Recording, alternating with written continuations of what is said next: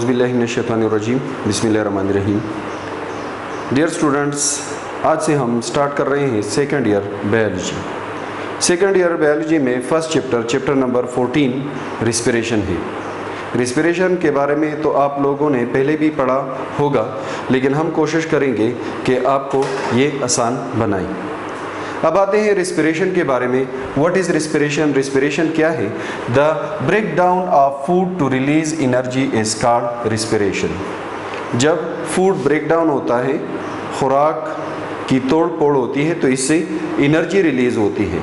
ये एनर्जी हम मुख्तलिफ वाइटल एक्टिविटीज़ में इस्तेमाल करते हैं। तो break down of food to release energy is called respiration.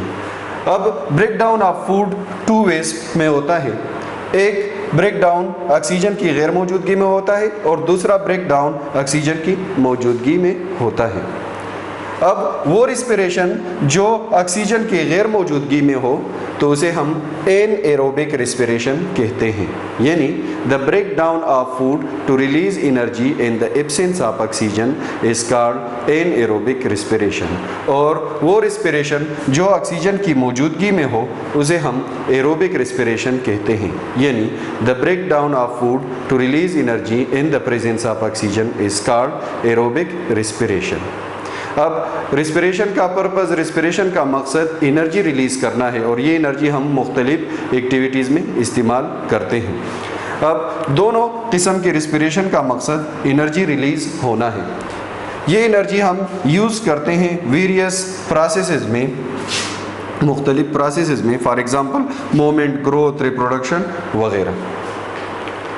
अब आते हैं एरोबिक रिस्पिरेशन की तरफ। एरोबिक रिस्पिरेशन जैसे हमने पढ़ा, the break down of food in the presence of oxygen is called aerobic respiration, यानी the break down of food, खुराक की तोड़ फोड़ जो ऑक्सीजन की मौजूदगी में हो उसे हम कहते हैं एरोबिक रिस्पिरेशन।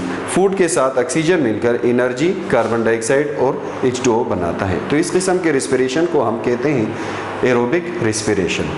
अब aerobic respiration involves the use of oxygen. Aerobic respiration में ऑक्सीजन यूज़ होता है and production of carbon dioxide, और कार्बन डाइऑक्साइड प्रोड्यूस होता है।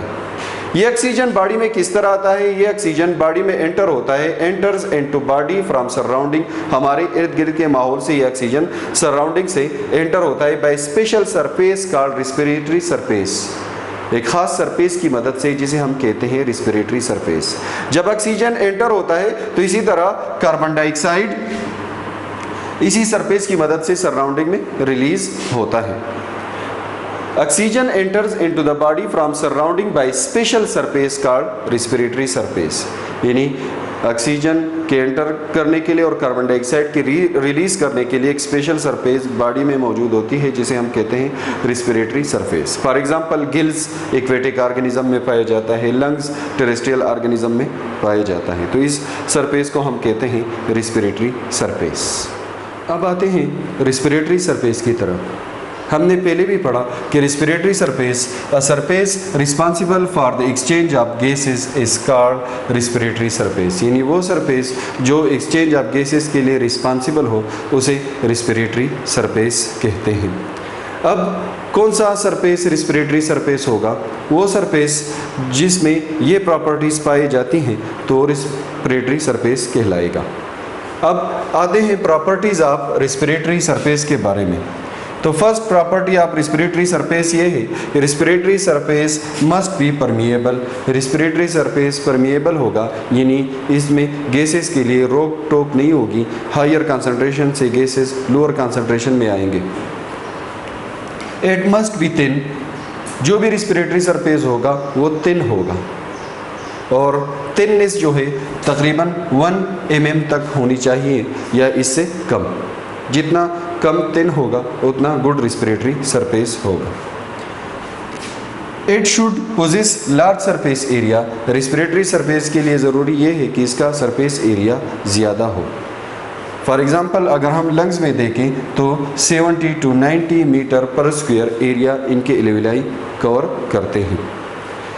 It should possess a good blood supply. Respiratory surface के लिए ज़रूरी है कि इसमें ब्लड कैपिलरीज हों ताकि गैसेस एक्सचेंज आसानी से हो सके।